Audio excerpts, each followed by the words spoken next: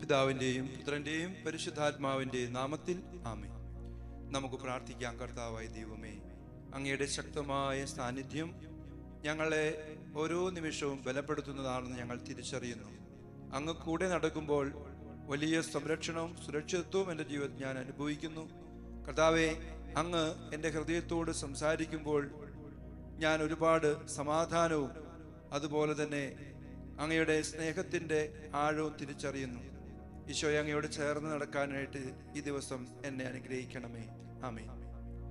ഈശോയിൽ സ്നേഹമുള്ള സഹോദരി സഹോദരന്മാരെ, ജനുവരി മാസം 23-ാം തീയതിയുടെ പ്രഭാതത്തിൽ നമ്മൾ ആയിരിക്കുമ്പോൾ ഇന്ന് കർത്താവ് നമുക്ക് നൽകുന്ന വചനം സങ്കീർത്തന പുസ്തകങ്ങൾ 107-ാമത്തെ അധ്യായത്തിന്റെ 20-ാമത്തെ തിരുവചനമാണ്.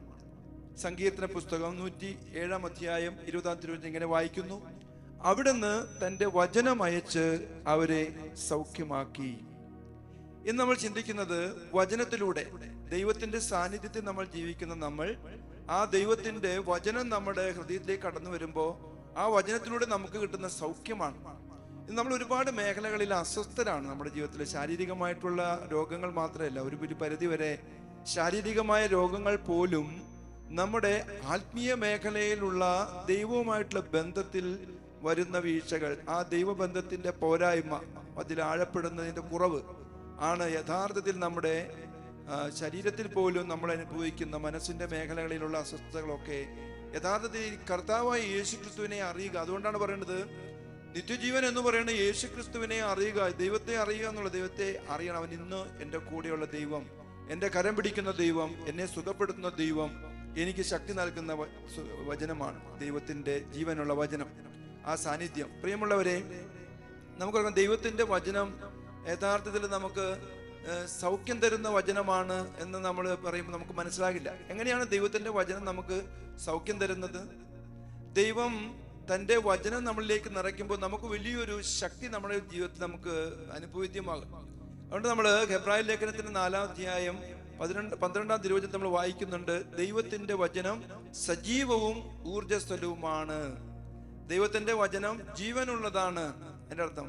അതുപോലെ വളരെ ശക്തിയുള്ളതാണ്. അത് കൂടം പോലെ വളരെ ശക്തിയുള്ളതാണ്.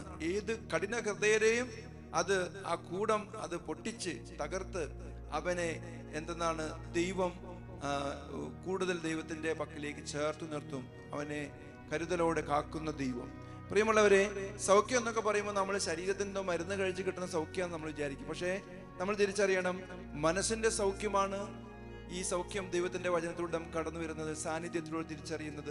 പിന്നെ നമ്മുടെ ആത്മാവിന്റെ സൗഖ്യം, ആത്മാവിന്റെ സൗഖ്യം. അതുകൊണ്ടാണ് ഈശോ പറയാ, രോഗികളെ അടുത്തുകൊണ്ട് ഈശോ, ഞാൻ നിന്റെ പാപങ്ങൾ ഞാൻ ക്ഷമിച്ചിരിക്കുന്നു എന്ന് പറയുമ്പോൾ ആ മനുഷ്യൻ വലിയൊരു സൗഖ്യത്തോടു കൂടെ ഈശോയുടെ പക്കൽ നിന്ന് പോകുന്നത്. നമ്മൾ എത്രയൊക്കെ തിരിച്ചറിയുന്ന മേഖലയാണ് വിശുദ്ധ കുംഭസാരത്തിലൂടെ നമുക്ക് കിട്ടുന്ന സൗഖ്യം. കാരണം നമുക്ക് തിന്മയുടെ ആധിപത്യം നമ്മളെ പലപ്പോഴും വരിഞ്ഞു മുറുക്കിയിരിക്കുകയാണ്. നമുക്കെന്ന ദൈവ സാന്നിധ്യം തിരിച്ചറിയാൻ പറ്റാത്തതും ഈ ഒരു സമാധാനം അനുഭവിക്കാൻ പറ്റാത്ത നമ്മൾ എന്തിനൊക്കെ നീറിപ്പുകഞ്ഞ് ജീവിക്കുകയാണ്, കെട്ടപ്പെട്ട അവസ്ഥയാണ്. അപ്പോൾ പാപത്തിലൂടെ നമ്മുടെ മേൽ വരുന്ന തിന്മയുടെ ആധിപത്യ അവകാശം നമ്മളെ വരിഞ്ഞു മുറുക്കുന്നു. കർത്താവിന്റെ വചനം നമുക്ക് സൗഖ്യമേകുന്നു, നമ്മുടെ ബന്ധങ്ങളുടെ സൗഖ്യം.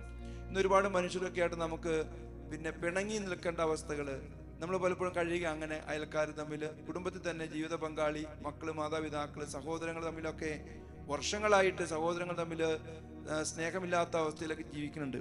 അപ്പൊ അതുകൊണ്ട് ഈ വചനം കടന്നു വന്നു കഴിയുമ്പോൾ ആ ബന്ധങ്ങളുടെ മേഖലയിൽ സൗഖ്യം നമുക്ക് ക്ഷമിക്കുമ്പോൾ നമുക്ക് കിട്ടുകയാണ്. ക്ഷമിക്കാനുള്ള ഒരു കൃപ നമുക്ക് കിട്ടും. നമ്മൾ എളിമപ്പെട്ട് ഇത്രയൊക്കെ ഉള്ളൂ ജീവിതം എന്നുള്ള ബോധ്യം കടന്നു വന്നു കഴിയുമ്പോൾ മറ്റുള്ളവരോട് ക്ഷമിക്കാനൊക്കെ നമ്മൾ തയ്യാറാകും. അതുകൊണ്ട് പ്രിയമുള്ളവരെ, ആ 107-ാം സങ്കീർത്തനത്തിന്റെ 20-ാം വാക്യം നമ്മൾ ആഴത്തിൽ മനസ്സിലാക്കണം. അവിടുന്ന് തൻ്റെ വചനം അയച്ച് അവരെ സൗഖ്യപ്പെടുത്തി. ഈ വചനം നമ്മുടെ ഉള്ളിലേക്ക് ഇറങ്ങി എത്രയോ മനുഷ്യരുടെ ജീവിതങ്ങളെയാണ് അത് യഥാർത്ഥത്തിൽ മാനസാന്തരത്തിലേക്ക്, സൗഖ്യത്തിലേക്ക് നയിക്കുന്നത്. അപ്പോ ദൈവം ഇവിടെ വചനം പറയുന്നത്, മരുന്നല്ല ദൈവം കൊടുത്തത്, ദൂതന്മാരെ അല്ല കൊടുത്തത്, തൻ്റെ ജീവനുള്ള വചനം. ദൈവത്തിന്റെ വചനം ജീവനുള്ളതാണ്. അത് എവിടെയും ചെന്നാൽ ഫലം പുറപ്പെടുവിക്കാതെ തിരിച്ചു വരുന്നില്ല. അപ്പോൾ നമ്മൾ കണ്ട ഹെബ്രായ ലേഖനത്തിൽ കണ്ട ദൈവത്തിന്റെ വചനത്തിന്റെ ജീവനും അതിന്റെ ശക്തിയും തിരിച്ചറിഞ്ഞ് നമ്മൾ ജീവിക്കുക എന്നുള്ളതാണ്. കർത്താവ് പറയുന്നുണ്ട് യോഹന്നാന്റെ സുവിശേഷത്തിന്റെ 6-ാം അധ്യായം 63-ാം വാക്യം, ഞാൻ പറയുന്ന വാക്കുകൾ, വചനങ്ങൾ ആത്മാവും ജീവനുമാണ്. ഞാൻ പറയുന്ന വചനങ്ങൾ ആത്മാവും ജീവനുമാണ്. അതുകൊണ്ട് വചനം കേൾക്കുന്നത് തന്നെ സൗഖ്യത്തിന്റെ തുടക്കമാണ്. നമ്മൾ അസ്വസ്ഥപ്പെട്ടിരിക്കുന്ന അവസരങ്ങളിലൊക്കെ ഈ വചനം എടുത്ത് നമ്മളൊന്ന് വായിക്കണം പ്രിയമുള്ളവരെ. നമ്മൾ വായിക്കുന്നുണ്ട്, തിരുവചനങ്ങളിൽ വായിക്കുന്നുണ്ട്, കർത്താവെ, മരുന്നോ ലേപന ഔഷധമോ അല്ല, എല്ലാവരെയും സുഖപ്പെടുത്തുന്ന അങ്ങയുടെ വചനമാണ് അവരെ സുഖപ്പെടുത്തിയത്.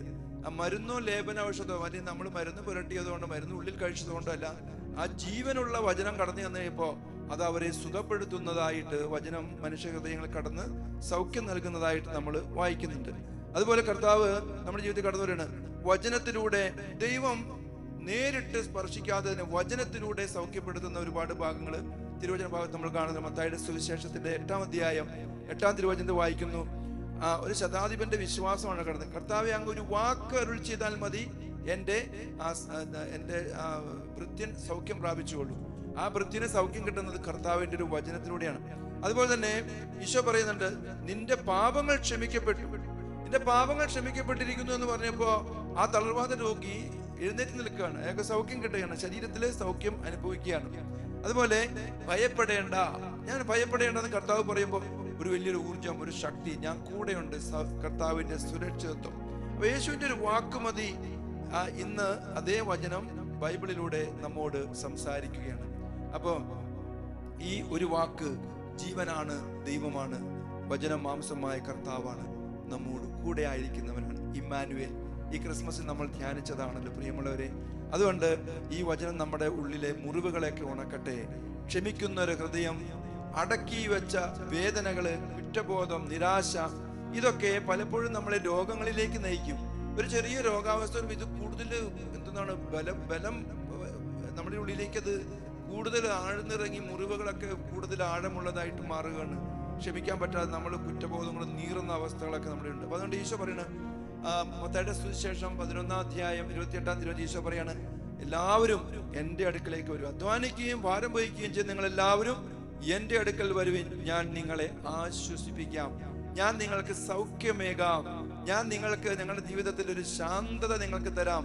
ഒരുപാട് അസ്വസ്ഥതകളും കുറ്റബോധവും ഒക്കെ ആയിട്ട് കഴിയുമ്പോൾ, ക്ഷമിക്കാൻ പറ്റാത്ത ഹൃദയത്തോടെ അടക്കി വെച്ച വേദനയോടെ ഒക്കെ കഴിയുമ്പോൾ കർത്താവ് പറയും, നിങ്ങൾ എൻ്റെ അടുക്കിലേക്ക് വാ, ഞാൻ നിങ്ങൾക്ക് ജീവന്റെ ആശ്വാസത്തിന്റെ വചനങ്ങൾ തരാം. അപ്പൊ ഈ വാക്ക് കേൾക്കുമ്പോൾ നമ്മുടെ വിഷമമൊക്കെ മാറി നമ്മളൊരു പക്ഷെ ഒന്ന് കരഞ്ഞ് ആ കണ്ണിന് കണ്ണീരൊക്കെ എന്താണ് അതിൻ്റെ ആ കെട്ടലൊക്കെ കഴിഞ്ഞു പോയി, ഹൃദയം പിന്നെ ലഘുവായിട്ട് മാറുന്നു. ഇതാണ് വചനത്തിന്റെ സൗഖ്യം. ഈ വചനം നമ്മളിലേക്ക് ആഴപ്പെടണം. ഈ കർത്താവിന്റെ തിരുപ്പിറവിക്ക് ശേഷം നമ്മൾ ദൈവ സാന്നിധ്യം ഓർക്കുന്ന ദിനം. വചനം മാംസമായ കർത്താവ് നമുക്ക് സൗഖ്യം നൽകുന്ന ദൈവമാണ്. വചനം നമ്മൾ വിശ്വാസത്തോടെ സ്വീകരിച്ച് ഈശോ നമ്മോട് ഒന്നും ചോദിക്കുകയാണ്, നിനക്ക് യഥാർത്ഥത്തിൽ വിശ്വാസമുണ്ടോ? മർക്കോസിന്റെ സുവിശേഷം 5-ാം അധ്യായം 34-ാം വാക്യത്തിൽ വായിക്കുന്നുണ്ട്, നിന്റെ വിശ്വാസം നിന്നെ സുഖപ്പെടുത്തിയിരിക്കുന്നു, നിനക്ക് സൗഖ്യം തന്നിരിക്കുകയാണ്. അപ്പോ വചനം അധികം വിശ്വാസം, ദാറ്റ് ഈസ് സൗഖ്യം. നമുക്ക് കണ്ണുകളടച്ച് പ്രാർത്ഥിക്കാം. കർത്താവേ, അങ്ങയുടെ ജീവനുള്ള വചനം എൻ്റെ ഹൃദയങ്ങളെ സ്പർശിക്കട്ടെ. കർത്താവേ, എനിക്ക് ആത്മാവില് സൗഖ്യം കിട്ടുന്നതിലൂടെ, മനസ്സിൽ സൗഖ്യം കിട്ടുന്നതിലൂടെ, എൻ്റെ വ്യക്തിബന്ധങ്ങളിൽ സൗഖ്യം കിട്ടുന്നതിലൂടെ ഞാൻ വലിയ സമാധാനവും അതുപോലെ ശാന്തതയും അനുഭവിക്കട്ടെ.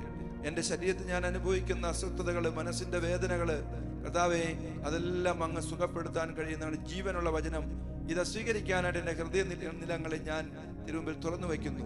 നിങ്ങളുടെ വചനം എന്നിലേക്ക് കടന്നു വന്ന് എന്നെ ആഴത്തിൽ അത് വേര് പാകി വളർന്ന് എന്നിൽ അത് സൗഖ്യമായി, ജീവനായി, ശക്തിയായിട്ട് മാറട്ടെ, ഇപ്പോഴും എപ്പോഴും എന്നേക്കും. ആമേൻ.